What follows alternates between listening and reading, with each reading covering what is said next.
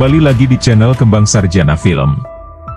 Di video kali ini, admin akan merangkum film Dune bagian kedua yang dirilis pada tahun 2024. Jadi di film keduanya ini mengisahkan Paul dari keluarga Atreides yang berjuang mengumpulkan penghuni planet Arrakis untuk membantunya melawan Kaisar Saddam keempat yang telah menghancurkan keluarganya.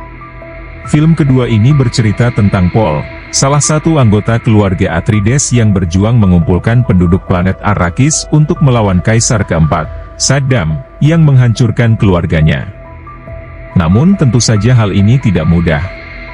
Karena Paul pun harus mencari solusi terbaik untuk menghadapi perang besar yang akan terjadi di masa depan, yang hanya bisa dilihat oleh wawasannya sendiri.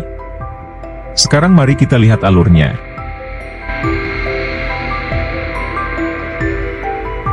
Tri Irulan Corrino, putri Kaisar keempat Saddam, menulis buku harian tentang penyerangan keluarga Harkonnen terhadap keluarga Atreides. Hal ini membingungkan Irulan, karena Kaisar Saddam menganggap Pangeran Leto Atreides sebagai putranya sendiri dan malah memerintahkan Harkonnen, yang dipimpin oleh Baron Vladimir, untuk memperlakukan Atreides sebagai keturunan. Meski demikian, Irulan yakin putra Adipati Leto, Paul, masih hidup. Dia juga bertanya-tanya apa sebenarnya arti jatuhnya Atreides bagi planet gurun tandus Arrakis yang kaya akan rempah-rempah. Sementara itu, Paul dan ibunya yang sedang hamil, Lady Jessica, bergabung dengan suku Fremen di Arrakis dan melakukan perjalanan melalui gurun menuju Sitabalu, benteng para pejuang Fremen. Di tengah perjalanan, ketika mendengar ada musuh, mereka langsung bersembunyi. Ternyata mereka sedang memantau pengintaian Harkonnen. Pemimpin Fremen Stilgar diam-diam menginstruksikan yang lain untuk mengalahkan Harkonnen. Pasukan Harkonnen mengenakan pakaian anti-gravitasi dan mendaki bukit berbatu tempat Fremen bersembunyi. Namun, tak lama kemudian, anggota keluarga Harkonnen ditembak mati oleh Fremen. Paul yang terjatuh menerima misi untuk memusnahkan pasukan Harkonnen yang tersisa. Setelah membunuh mereka semua, Fremen mengambil air dari tubuh Harkonnen dan meninggalkannya sebagai makanan bagi cacing pasir yang disebut Seifrost. Mereka pun membawa masuk jenazah James, salah satu anggota Fremen yang dibunuh karena menantang Paul di akhir film sebelumnya. Ketika Paul dan Jessica tiba di Shadowtabar, mereka mendapat tatapan tidak menyenangkan dari Fremen lainnya. Stilgar kemudian mengadakan pertemuan dengan anggota Dewan Fremen lainnya, dan Paul serta Jessica adalah tanda dari ramalan kuno yang mengatakan bahwa mereka adalah makhluk dari dunia luar yang akan membawa kemakmuran ke planet Arrakis, atau yang biasa kita sebut dengan Mesias melihatnya. Namun, Dewan tidak mempercayainya, dan malah meremehkan pendapat Stilgar. Sementara itu, beberapa orang Fremen percaya bahwa Paulus adalah Mesias, sementara yang lain menganggap Paulus adalah Mesias palsu. Hal ini juga membuat Paul percaya bahwa sekaranglah waktunya untuk memimpin Fremen, mempersiapkan pasukan, dan mendapatkan akses untuk berbicara dengan Kaisar Saddam. Dan yang harus dia lakukan kali ini hanyalah meyakinkan orang-orang bahwa dialah penyelamat sejati. Kemudian, Stilgar dan teman-temannya mengambil sampel air dari mayat James, seorang pejuang terampil yang sebelumnya telah dikalahkan oleh Paul. Mereka mengambil air dari tubuh Fremen lainnya dan mengumpulkannya sebagai sumber air yang kini sangat melimpah. Stilgar kemudian melakukan percakapan pribadi dengan Jessica dan memberitahunya bahwa Bunda Maria Sayed Tabar telah meninggal dan diperlukan penggantinya. Stilgar percaya bahwa Paul adalah Mesias, jadi dia meminta Jessica untuk menggantikan perawan. Tentu saja Jessica langsung menerima permintaan tersebut. Langkah ini memudahkan Paul untuk menerima keyakinan Fremen bahwa dia adalah Risan Al-Gaid, atau Mesias. Jessica kemudian berdiri di hadapan perawan, diawasi oleh Bene Gesserit lainnya. Bene Gesserit sendiri merupakan ordo keagamaan yang anggotanya berakal dan mampu memerintah orang lain melalui perkataan. Dan setiap planet memiliki Bene Gesseritnya masing-masing, termasuk Jessica, yang pernah menjadi anggota Bene Gesserit di Caladan, rumah Atreides dan Kaisar Saddam. Sang perawan kemudian memerintahkan Jessica untuk meminum air kehidupan. Ini sangat beracun bagi laki-laki dan orang yang tidak terlatih. Saat Jessica meminumnya, ia langsung kejang hingga Bunda Maria menyadari bahwa Jessica hamil. Namun untungnya Jessica mampu mengatasi racun tersebut dan bayi dalam kandungannya berjenis kelamin perempuan sehingga keduanya selamat. Setelah itu, Jessica mulai mewarisi semua kenangan seluruh nenek moyang di garis keluarganya. Selain itu, air kehidupan juga dapat membangkitkan jiwa bayi dan memungkinkan Jessica berkomunikasi dengan bayi. Usai berkomunikasi, mereka kerap berdiskusi bagaimana caranya meyakinkan masyarakat bahwa Paulus telah menyampaikan pidato supernatural, dimulai dari mereka yang masih skeptis dengan pidato tersebut. Ia pun menyuruh Paul untuk meminum air kehidupan dan menjadi Kwisatz Haderach, sosok laki-laki Bene Gesserit, yang membawa kenangan para leluhur, laki-laki dan perempuan, serta memiliki kemampuan bermimpi. Kini, para Fremen yang tadinya skeptis terhadap ramalan Paul, mulai menghormatinya setelah Paul menyatakan bahwa niat utamanya bukanlah untuk memimpin Fremen, melainkan berjuang bersama mereka. Stilgar kemudian mengajari Paul menjadi prajurit Fedaykin dengan menyuruhnya berlari keliling gurun menggunakan gaya berjalan Fremen. Sejak saat itu, Paul semakin dekat dengan Chani, dan Chani selalu berusaha membantu Paul. Keesokan harinya, Fremen bertemu dengan pengintai Harkonnen yang mencoba membawa rempah-rempah. Serangan berlanjut hingga Paul dan Chani mulai menembaki Ornithopter yang sedang terbang. Paul kemudian membantu melindungi Chani dari beberapa serangan Harkonnen, dan Chani mencoba menerobos perisai Ornithopter dengan menghancurkan perisai Ornithopter. Setelah memenangkan pertempuran, Fremen berkumpul dan Paul menjelaskan bahwa dia tidak peduli siapa yang menganggap dia Mesias atau bukan, karena dia hanya ingin bertarung bersama Fremen. Karena itu, Fremen menganggap Paul sangat bijaksana dan memanggilnya Paul Maudit Usul. Di tempat lain, Baron Vladimir Harkonnen mengetahui bahwa Fremen menyerang Ornithopter dan pengintai Harkonnen. Jadi dia memerintahkan keponakannya Laban untuk mendapatkan lebih banyak rempah-rempah dan mereformasi kelompok Fremen. Sementara itu, Paul kembali bermimpi tentang dampak perang suci di selatan yang mengakibatkan jutaan orang kelaparan. Dalam mimpinya, Paul melihat seorang wanita berjalan di antara orang-orang yang kelaparan, dan wanita itu adalah ibunya, Jessica. Hal ini diperkirakan terjadi ketika Paul benar-benar menjadi Lisanear gaib. Keesokan harinya, Paul menjadi lebih terlibat dalam kehidupan Fremen dan, seperti Steger dan prajurit lainnya, berpartisipasi dalam upacara menunggangi Saifrud.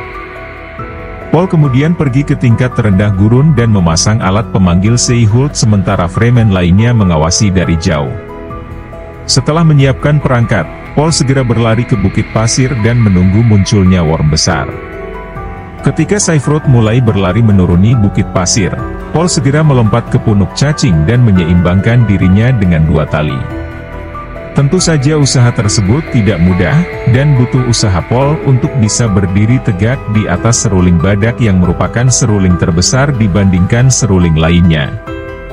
Melihat keberhasilan Paul, para Fremen bergembira, termasuk Steger, yang menjadi yakin bahwa Paul mendekati ramalan sebagai Risan Al-Gaib.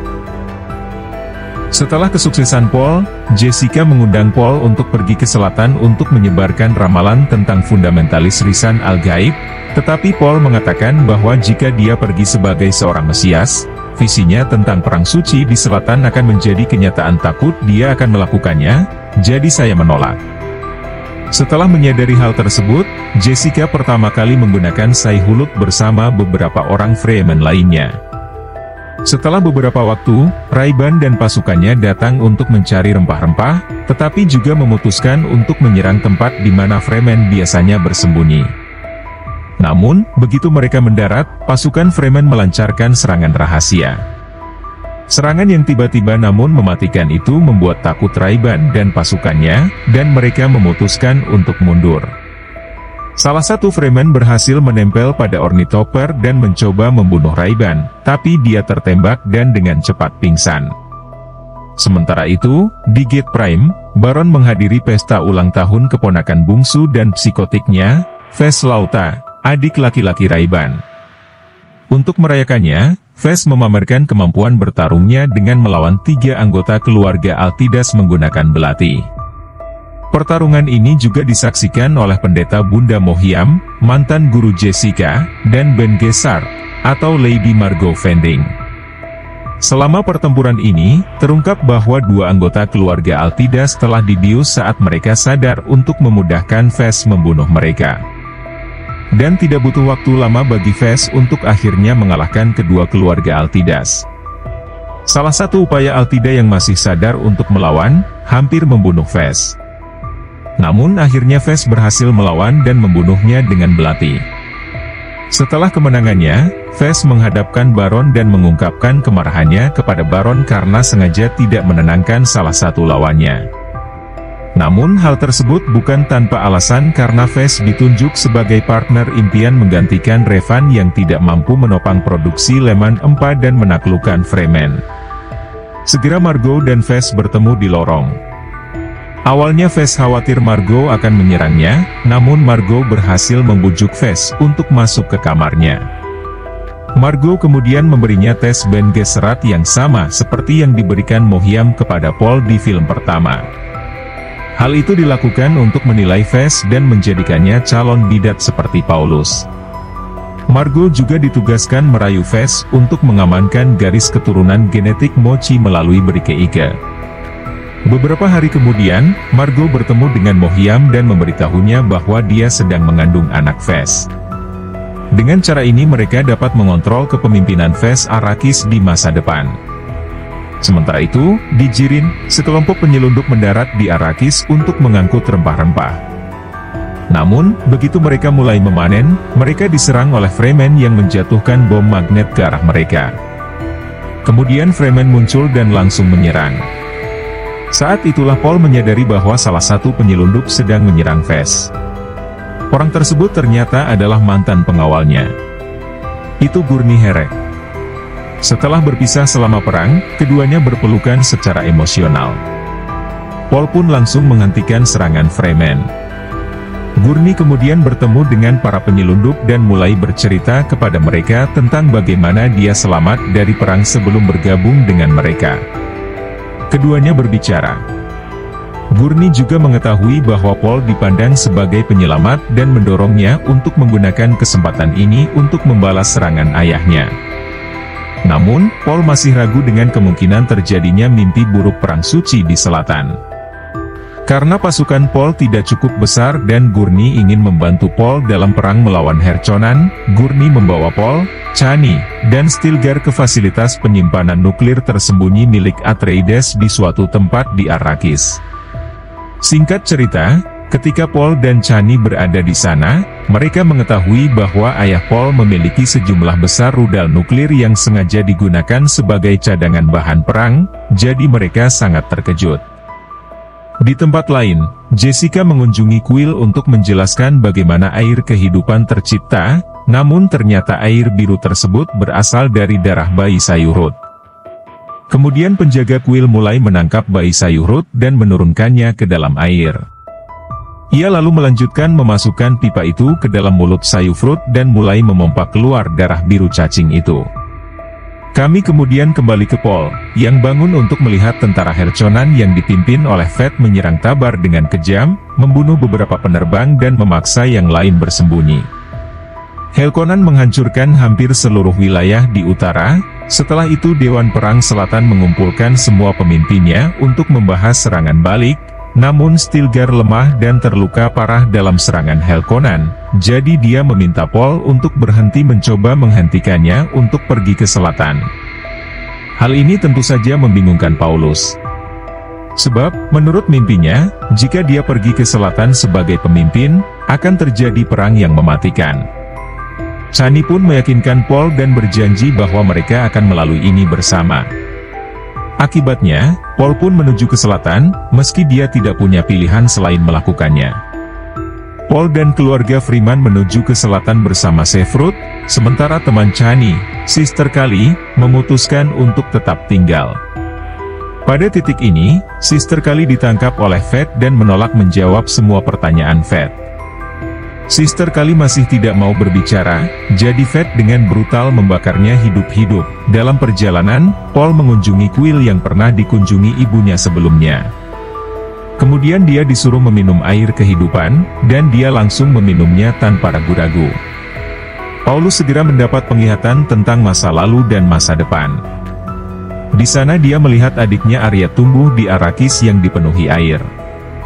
Ternyata ibunya juga adalah putri Baron Vladimir. Hal ini juga menjadikan Paul Atreides dan Harkonnen. Setelah Paulus mendapat penglihatan, dia pingsan dan kehilangan kesadaran. Saat Chani mendengar kabar itu, dia langsung menemui Paul. Jessica mengungkapkan bahwa Chani adalah bagian dari Paul. Dibutuhkan air mata Chani dari piring dan air kehidupan untuk menghidupkan kembali Paul. Chani segera menyeka air matanya dan merendamnya dalam air kehidupan sebelum Arya menaruhnya di bibir Paul. Tentu saja itu benar, dan itu cara yang efektif untuk menyadarkan kembali Paul.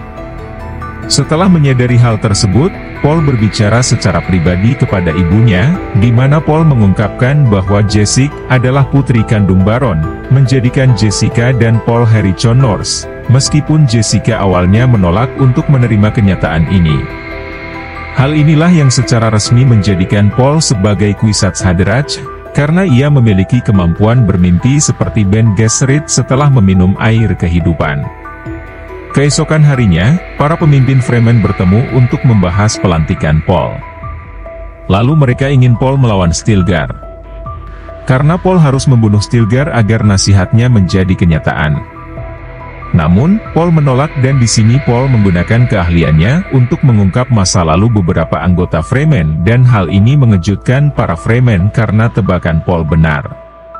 Paulus juga memberikan pidato yang luar biasa kepada mereka di mana ia menceritakan kepada mereka tentang nubuatan yang menunjukkan bahwa dia adalah Mesias.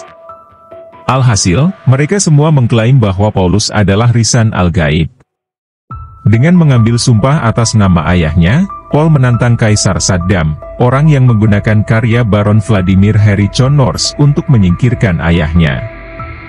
Di tempat lain, Kaisar menerima pesan yang menantang dari Paulus. Irulan segera menemui Mohiam untuk membicarakan hal tersebut. Mohiam kemudian menasihati Kaisar untuk menghancurkan seluruh keluarga Atreides, karena lama-kelamaan mereka menjadi tuman.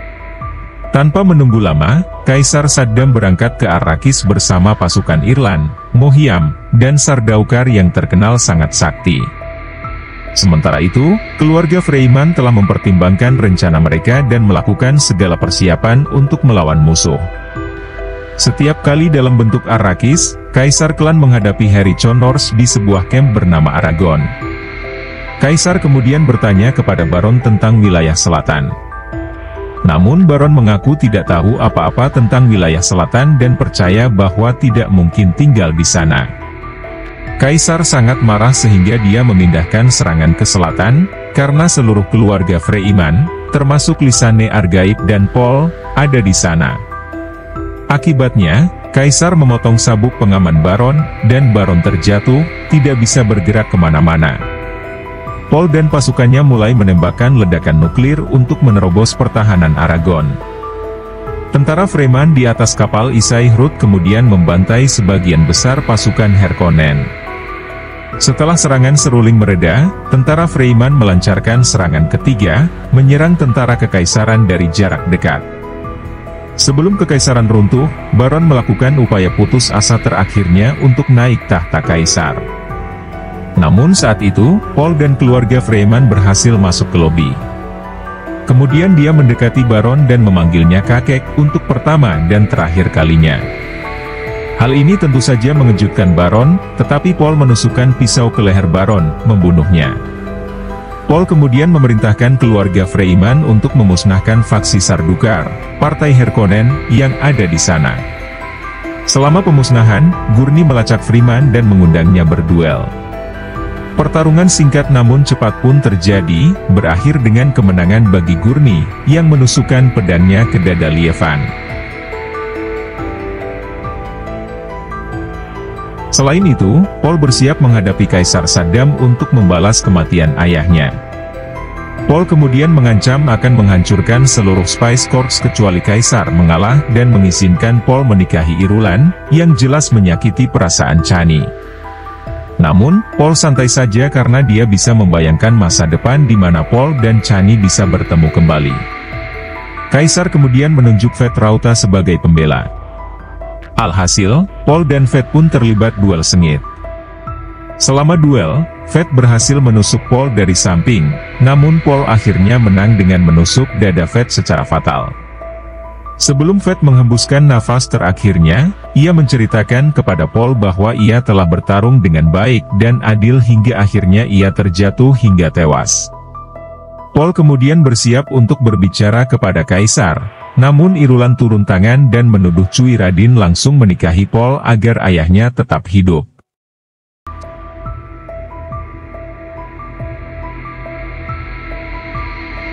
Saddam kemudian berlutut dan mencium cincin logam Leto yang dikenakan Paul, namun sebelum melakukannya, Kaisar memberitahu Paul bahwa dia telah membunuh Leto karena masalah hati.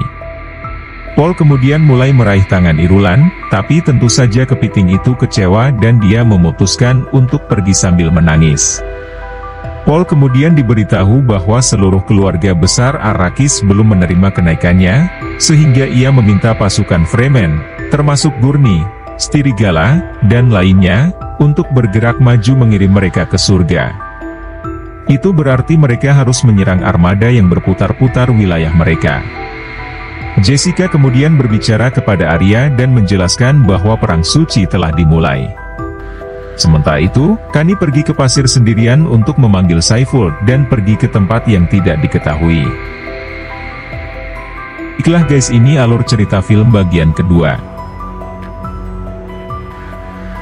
Admin harap Anda dapat memahami alur yang admin sajikan.